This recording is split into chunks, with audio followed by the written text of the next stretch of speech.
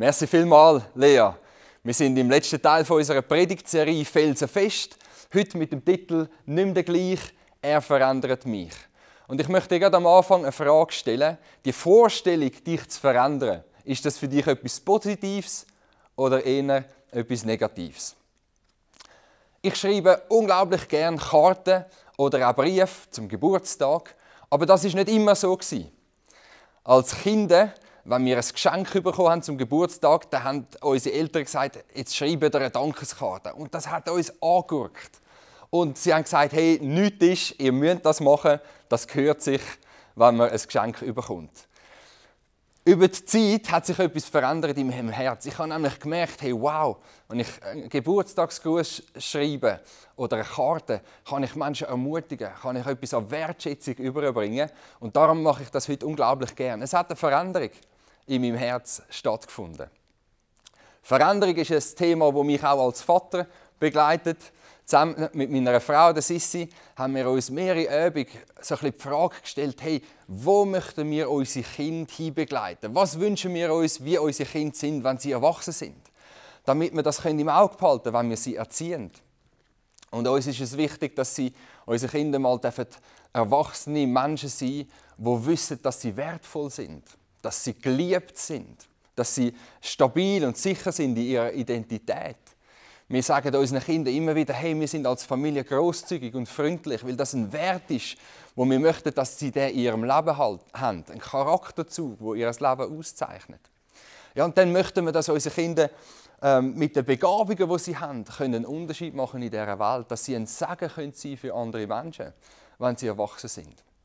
Das ist so das Bild, das wir vor Augen haben, wenn wir unsere Kinder erziehen und auch begleiten in den Veränderungen, die sie machen. Aber der Weg ist manchmal nicht so einfach, wie sich so ein Bild malen.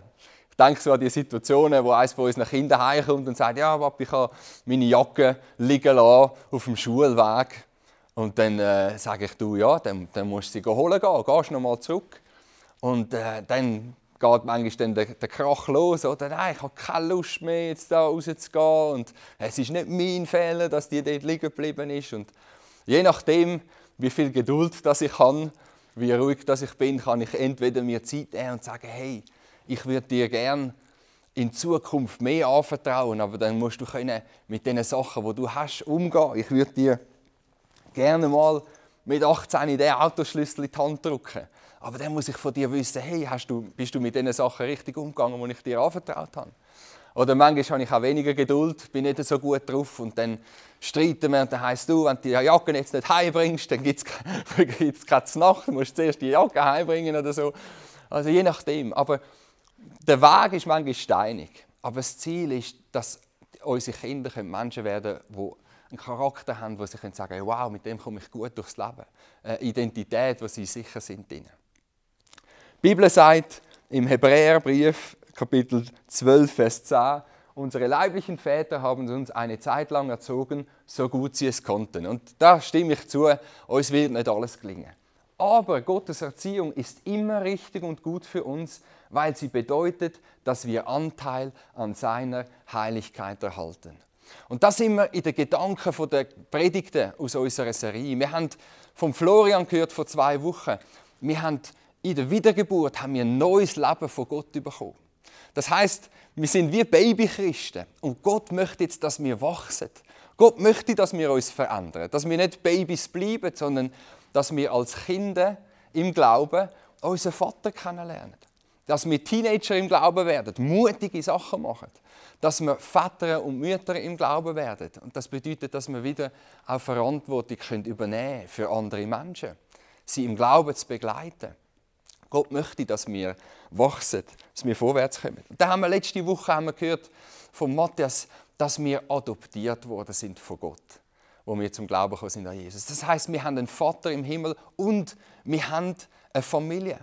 Und die Familie Gottes ist dadurch gekennzeichnet, dass Menschen nicht mehr sagen, jetzt muss ich Gottes Gebot halten, sondern dass wir mehr und mehr können sagen, hey, wow, das, was Gott sagt, das mache ich gern, weil ich möchte meinem Vater Freude machen im Himmel. Weil ich möchte, dass er Freude hat an meinem Leben. Es ist eine Beziehung von der Liebe, es ist eine Herzensüberzeugung geworden und nicht einfach nur ein Druck von außen. Hey, Gott möchte, weil er unser Vater ist, dass wir unser ganzes Potenzial können entdecken können, wo der Vater in uns hineingelegt hat. Vielleicht so wie der Stein, der äußerlich so ganz zerfurcht aussehen. Und wir wissen, dass unser Leben in manchen Sachen auch so kaputt ist oder deformiert oder nicht schön aussieht. Aber mit der Zeit wird Gott uns verwandeln, dass wir so zu einem Edelstein werden dürfen. So wie Gott uns gedacht hat. Wertvoll. Mit Potenzial, mit Begabungen. Und Gott begleitet uns auf dem Weg. Die Bibel sagt dem Weg Heiligung. Wir werden Jesus immer ähnlich. Und mein Ziel für die Botschaft heute ist, dass du kannst sagen, hey, wow, ich möchte heilig werden. Jetzt heilig, das ist nicht primär altmodisch oder irgendwie komisch oder äußerlich angepasst oder abgehoben, sondern heilig bedeutet, dass wir Gott Freude machen mit unserem Leben. Dass wir so geliebt sind von Gott, dass wir uns bewusst sind, hey, wow, wir sind seine Kinder, dass es uns nicht schwerfällt, anderen Menschen zu dienen. Dass wir Freudigkeit haben, auf andere Leute zuzugehen. Eben genau, wie es Jesus da hat, andere Menschen höher achten als uns selber. Das hat jetzt viel auch mit der ersten Predigt noch zu von unserer Serie Felsenfest. Wir haben nämlich gehört, Gott hat uns gerecht gesprochen, obwohl wir noch Sünder sind. Der Lukas hat das so schön geschildert, hey, wir sind in dem Gerichtssaal inne und Gott sagt, hey, wenn ich dich anschaue, dann sehe ich nur das, was Jesus gemacht hat, seine Gerechtigkeit, seine guten Werke. So sieht uns Gott. Er verurteilt uns nicht mehr für unsere Sünden. Die Gerechtigkeit von Jesus ist über unserem Leben.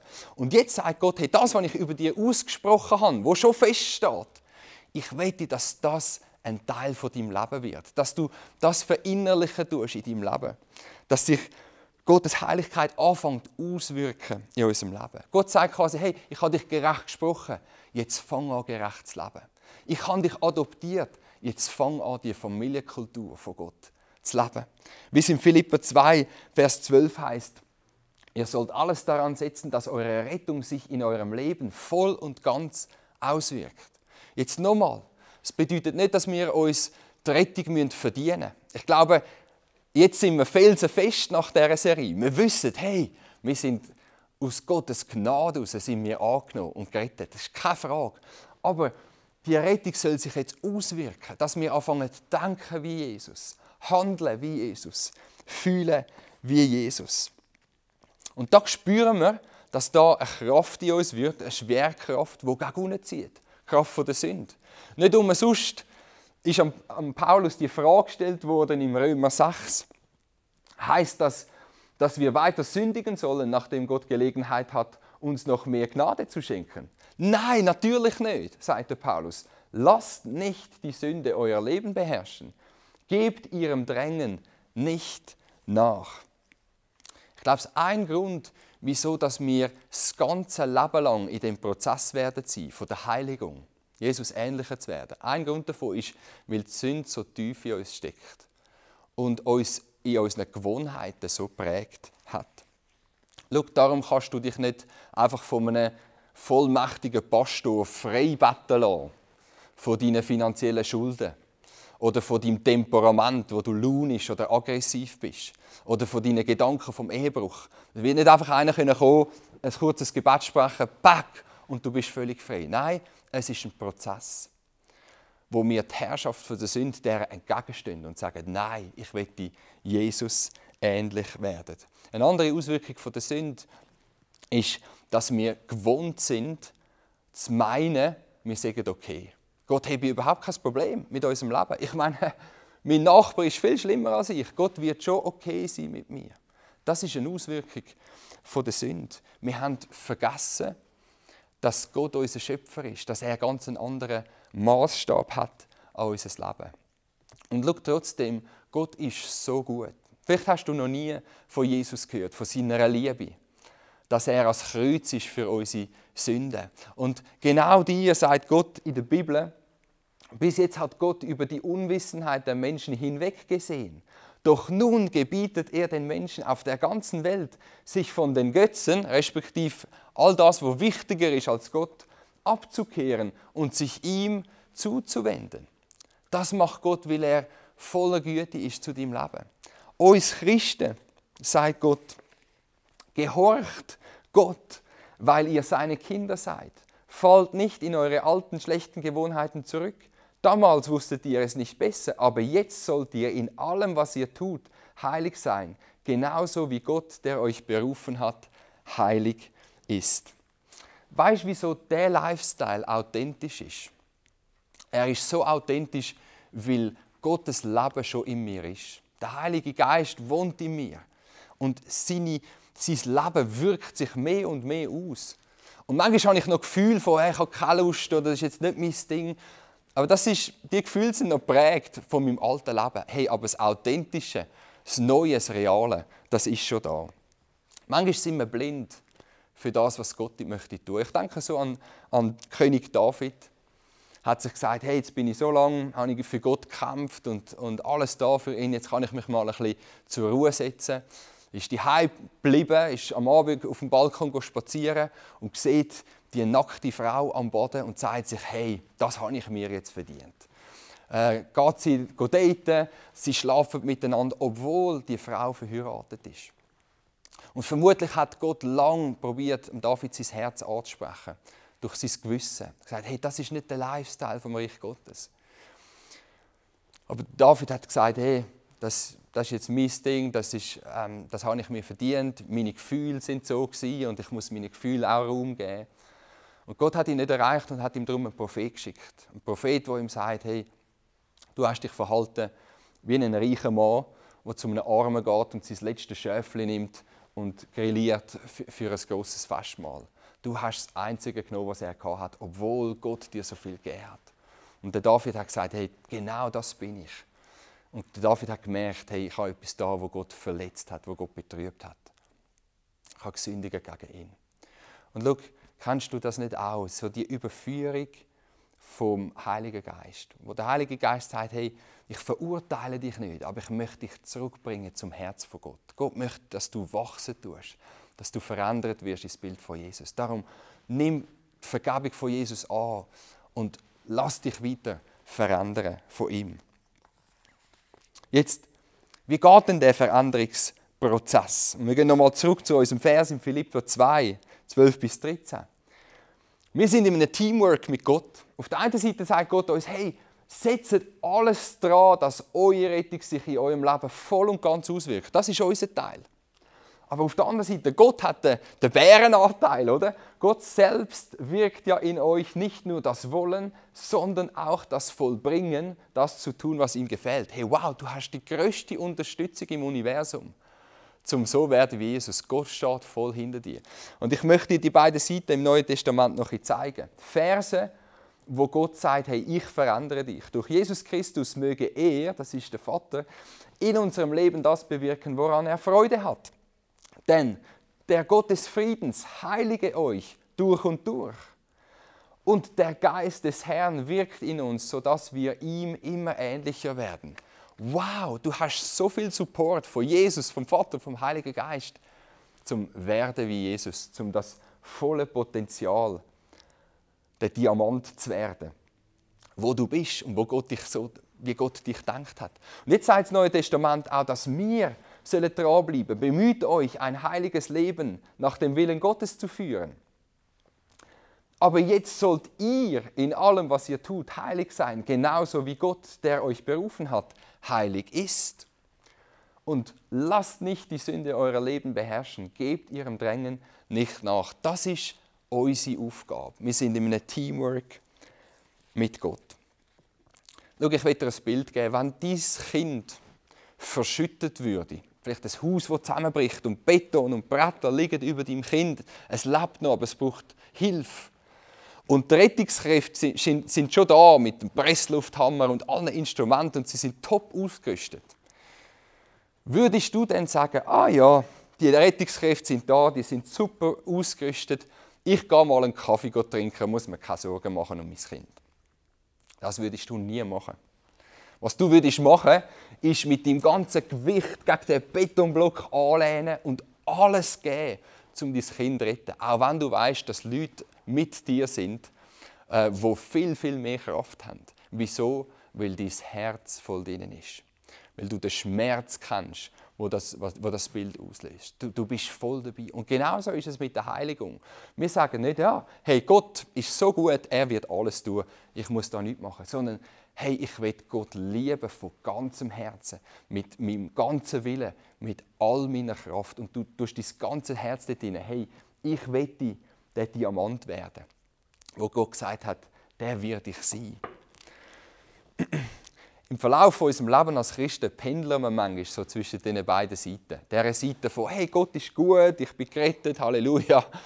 Und der Seite, wo wir sagen, oh nein, ich sollte noch mehr beten und das ist noch nicht gut in meinem Leben und jetzt habe ich schon wieder versagt und ich mag jetzt dann nicht mehr. Und wir pendeln hin und her. Und Gott wird uns eine Balance geben. Und die Balance ist so schön ausgedrückt in einem Buch von Richard Foster, wo schreibt, es geht darum zu tun, was wir tun können, um von Gott die Kraft zu bekommen, zu tun, was wir nicht tun können. So gut, ich will es gerade noch mal lesen. Es geht darum zu tun, was wir tun können. Das ist Heiligung, um von Gott die Kraft zu bekommen, zu tun, was wir nicht tun können. Und genau das sagt unser Text auch. Hey, er gibt uns das Willen und das Vollbringen. Das heißt, er gibt uns die Motivation. Du musst mal achten auf den Heiligen Geist. Er sagt dir jeden Tag, hey, in der Bibel lesen, das ist so etwas Gutes. Du spürst die Motivation, ich will Gott besser kennenlernen. Ich will sein Wort lesen. Ich will wieder mal Zeit haben mit Gott im Gebet. Das ist Motivation, die vom Heiligen Geist herkommt, wenn du anhörst. Und auf der anderen Seite gibt er uns auch das Vollbringen. Das heisst, Gott gibt uns die Willenskraft. Er stärkt unseren Willen, den wir bekommen haben. Um auch sogar gegen unsere Gefühle oder gegen den Zeitgeist oder gegen unsere Unlust aufzustehen und zu sagen, nein, hey, die Gebote von Gott sind mir wichtig und Gott wird mir helfen, das zu tun, was er gesagt hat. Hey, und darum kannst du sagen, ich möchte heilig werden. Und du kannst auch sagen, ich werde heilig werden, weil Gott gibt dir das Willen und das Vollbringen. Hey, wie können wir das ganz konkret leben? Ich möchte ein paar Ansatzpunkte geben, wo du dir einen davon auswählen kannst, wo du sagst, hey, da will ich ansetzen, um Jesus ähnlicher zu werden. Das erste ist, lass dich faszinieren. Das biblische Wort dafür ist Anbetung. Staunen über Jesus. Vielleicht liest du noch nicht regelmäßig die Bibel. Und das ist ein super Moment, diese Woche, diesen Sonntag, um jetzt zu starten und zu sagen, hey, ich möchte jeden Tag eine Seite aus den Evangelien lesen. Oder vielleicht eine halbe Seite. Aber einen Anfang machen und sagen, ich will den Jesus besser kennenlernen. Und dann wirst du Geschichten lesen, wo Jesus sogar seinen Feinden vergibt. Oder wo Jesus sich Zeit nehmen kann für Kinder, für die Geringsten aus der Gesellschaft. Oder Geschichten, wo Jesus, ein Obergauner, wie der Zachäus, sagt, hey, bei dir will ich zu Nacht essen, weil er interessiert ist an jedem Mensch. Und du wirst sagen, hey, so will ich auch sein. Das ist das Bild, das ich vor Augen habe. Darum haben wir auch wöchentlich unsere Gottesdienste, weil wir sagen, hey, wenn ich über Jesus singe, wenn ich in seiner Gegenwart bin, wenn ich Predigt höre, werde ich fasziniert von dem, was ich eines Tages wird sein, nämlich so ähnlich wie Jesus. Dann zweitens, schau gut in den Spiegel. Schau gut in den Spiegel. Auf der einen Seite sagt uns die Bibel selber ist wie ein Spiegel. Wenn wir diesen lesen, sehen wir, wer wir sind und wie wir sind. Auf der anderen Seite sind unsere nächsten Menschen in unserem Umfeld sind oft ein Spiegel, wo wir wirklich stehen, ob wir wirklich so geistlich sind, so heilig, wie wir es manchmal denken von uns. Ich sehe es manchmal daheim. Wenn ein Kind hässig wird oder einen Wutanfall hat oder so, manchmal ist es einfach ein Hinweis darauf, dass ich selber vorher zu wenig Geduld hatte für das Kind oder zu hart war in meinem Herz. Menschen sind ein Spiegel für uns. Und manchmal betrübt es mich, wenn Leute sagen in unserer Kirche, hey, ja, weisst, eure Predigten hier in der Kirche, die sind oft ein bisschen oberflächlich, hat nicht so viel Fleisch am Knochen, sollten viel tiefer sein, um mich zu ernähren. Hey, dann will ich dir einfach sagen, wir predigen nicht primär, dass du mehr Wissen hast, sondern wir predigen, damit sich unser Leben verändern können. Und ich habe selber gemerkt, wenn ich im Gottesdienst sitze und sage, Heiliger Geist, was ist das, was du zu mir reden willst, damit mein Leben sich verändern kann? Ich habe noch immer etwas daraus herausnehmen können. Schau, was bringt es, wenn Menschen über andere schlecht reden oder rasch beleidigt sind, wenn sie kritisiert sind? Was bringt dir das, wenn ich dir dann irgendeine Auslegung gebe über den Engel Michael oder sonst irgendein Geheimnis noch aus der Bibel? Was du brauchst, ist das, was die Bibel sagt. Hey, lass dich ermutigen, Gott um Vergebung zu bitten für so eine Haltung. Oder hey, such dir eine Kleingruppe, wo du offen über deine Herausforderungen auch redest und bleib an denen dran, bis sie gelöst sind. Das ist das, was unser Leben verändert. Und das ist genauso biblisch. Aber es prägt unser Leben nachhaltig. Heiligung geschieht nicht auf einer einsamen Insel, wo Gott uns alles persönlich, höchstpersönlich sagt, sondern so oft einfach, indem Gott Menschen um uns stellt, an unsere Seite stellt. Dann drittens, bleib an einer Gewohnheit dran. Der amerikanische Pastor Greg Rochelle sagt in seinem Leadership-Podcast immer wieder mal, Small disciplines done consistently lead to big results over time. Hey, kleine Gewohnheiten, kleine Schritte, die wir konsistent tun über eine lange Zeit, bringen grosse Resultate. Bei uns in der Kleingruppe, jeder von uns in der Kleingruppe hat so ein Jahresziel, ein Jahresthema, wo man sagt, hey, an dem bin ich dran, diese Person will ich werden. Und wir haben uns gegenseitig geholfen, um so kleine Gewohnheiten zu entwickeln. Der eine sagt, ich will einmal in der Woche einer Person Wertschätzung entgegenbringen, weil ich möchte in diesem Jahr ein Ermutiger werden, wie Jesus. Ein anderer sagt, hey, ich will einmal in der Woche fasten, ganz bewusst Essen weglassen, weil ich möchte in diesem Jahr, dass Gott wieder die Nummer 1 wird, dass er das Wichtigste ist in meinem Leben und ich drücke das so aus. Ich selber habe mir gesagt, hey, ich will noch besser meine Zeit nutzen, das Beste aus meiner Zeit machen. Das will ich in diesem Jahr erleben. Und darum habe ich mir vorgenommen, hey, ich will vor der 12 Uhr ins Bett gehen und um die 6 Uhr wieder aufstehen, das Beste aus meiner Zeit machen. Und die Leute in meiner Kleingruppe dürfen mich das auch fragen, sollen mich das auch fragen. Hey, wo bist du unterwegs? Weil sie mich ermutigen. Hey, du hast ein Ziel und möchtest Jesus ähnlich werden, das Beste aus deiner Zeit machen. Das sind die Sachen, die wir tun können, damit Gott das machen kann, was nur er tun kann. So gut. Und das Letzte, vertrau auf Gott. Heiligung ist ein Marathon. Unser ganzes Leben lang. Und darum brauchen wir so viel Ermutigung. Und etwas, was mich immer wieder ermutigt, ist das Zitat von C.S. Lewis, wo er schreibt, bitten Sie nach jedem Scheitern um Vergebung. Das musst du unbedingt machen.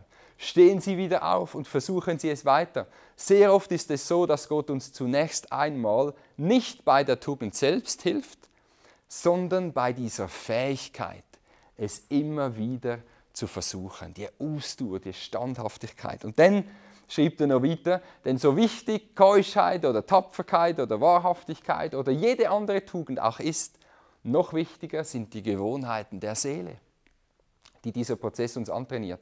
Er heilt uns von unseren Illusionen über uns selbst und lehrt uns auf Gott zu verlassen. Hey, vielleicht bist du gerade in so einer Situation, du kämpfst schon seit so langem, vielleicht Monaten oder Jahren mit der gleichen Sache. Und ich möchte dir sagen, Gott ist mit dir. Verlass dich auf Jesus. Er wird jedes Mal dir vergeben, jedes Mal dir beim Aufstehen helfen und er wird dich verändern. Hey, schau, die Bibel sagt, Philipper 1, Vers 6, das Gute, das Gott angefangen hat, das wird er auch vollenden. Und ich will dir das noch so zeigen. Wir haben vorher geredet von dem Stein, der funkelt. Und ich möchte dir zeigen, was du im Himmel mal wirst sein. Hey, Gott wird sein Werk vollenden und du wirst ein kostbarer Diamant sein. Du wirst sehen, wenn Jesus wiederkommt oder wenn du zu ihm in den Himmel gehst, du wirst sehen, wie wertvoll das Gott dich gemacht hat, wie sehr er dich verändert hat in sein Bild. Und darum möchte ich dich fragen, möchtest du Jesus ähnlich werden? Der Jesus, der so Freude hatte, mit Menschen zusammen zu sein und gleichzeitig so viel Mitgefühl für Menschen hatte.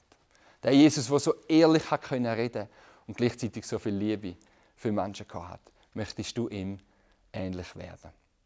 Ich möchte dich heute herausfordern. Lass das nicht ein Sonntag sein, wo du sagst, okay, jetzt habe ich wieder eine schöne Predigt gehört, sondern triff eine Entscheidung. Ich lasse mich nicht länger von der Sünde beherrschen. Ich lasse mich nicht länger von negativen Gewohnheiten abziehen in meinem Leben, sondern ich bin bestimmt von Gott, dass ich mein volles Potenzial kennenlernen darf, ausleben in meinem Leben. Und dann kannst du vielleicht gerade heute sagen, hey, kannst du beten und kannst sagen, hey Vater im Himmel, ich möchte Jesus ähnlich werden. Kannst mir gerade nachbeten, kannst sagen, hey Vater im Himmel, ich möchte Jesus ähnlich werden. Ich möchte mich auf die Reise begeben. Und du kannst Gott bitten und sagen, Gott, zeig mir, wo ich ansetzen soll, was so der erste Schritt ist, den ich machen darf. Gib mir Menschen an meine Seite. Oder red mit deinen christlichen Freunden, red mit ihnen darüber, hey, was ist das, was Gott machen will in meinem Leben und wie könnt ihr mich dabei unterstützen und ermutigen. Und mich würde es riesig freuen, von dir zu hören, was du in diesem Prozess mit Gott erlebst. Jetzt hast du vielleicht zugehört und sagst, hey, ich würde gerne so einen Vater haben, der so an mich glaubt, der mich verändern will, der ein Bild von mir hat. Aber ich kenne den Gott noch nicht. Du hast Jesus noch nie in dein Leben eingeladen. Und ich möchte dir darum heute die Möglichkeit geben, dass du Jesus in dein Leben einladen kannst. Ich möchte dir ein Gebet vorsprechen, wo du nachbeten kannst. Und es geht bei diesem Gebet nicht um die Worte, die sind nicht magisch. Aber es geht darum, dass du mit deinem Herz, wenn du ernst meinst, das kannst ausdrücken und Gott wird dein Gebet beantworten. Und darum wollen wir zum Schluss noch miteinander beten. Und wenn du Jesus willst, zu deinem Gott machen, zu dem, der dein Leben leitet und verändert. Wenn du Jesus willst in dein Leben einladen, kannst du jetzt mit mir mitbeten. Jesus, mir ist bewusst worden, dass ich ohne dich gelebt habe und dass ich getrennt bin von dir. Bitte vergib mir meine Sünde. Danke, Jesus, dass du für meine Sünden am Kreuz gestorben bist. Komm bitte in mein Leben und verändere mich so, wie du mich haben möchtest. Amen. Amen. Hey, wenn du das Gebet mitgebetet hast von Herzen, ich gratuliere dir ganz, ganz herzlich. Das ist ein riesiger Schritt auf Gott zu. Und Gott wird das Gebet beantworten. Du wirst das merken, vielleicht gerade jetzt schon merkst du es, auch in den nächsten Tagen wirst du sehen, du kommst eine riesige Freude über, dass du ein Kind von Gott sein darfst. Du merkst, wie ein Frieden sich breit macht in deinem Herz, in deinen Gedanken, weil du weißt, es ist alles in Ordnung zwischen mir und Gott. Und Gott ist jetzt auf meiner Seite und er wird dich durchs Leben begleiten. Hey, ich würde gerne für dich beten, wir als Pastorenteam, als Kirche würden gerne für dich beten, dass der Weg mit Gott weitergehen kann. Du viele gute Sachen kannst erleben. Unten im hat es ein Kontaktformular auf der Homepage oder auch einen Link, wo du uns kontaktieren kannst. Und wir würden dir gerne einmal einfach ein SMS oder einen Brief oder so schicken. Ich schreibe ja gerne Briefe, oder? Und einfach dir ein paar Schritte mitgeben, wie du Gott besser kennenlernen kannst. Wir wünschen dir Gottes reichen Segen. Auch allen, die zugehört haben, eine super Woche. Und ich gebe weiter an Joel.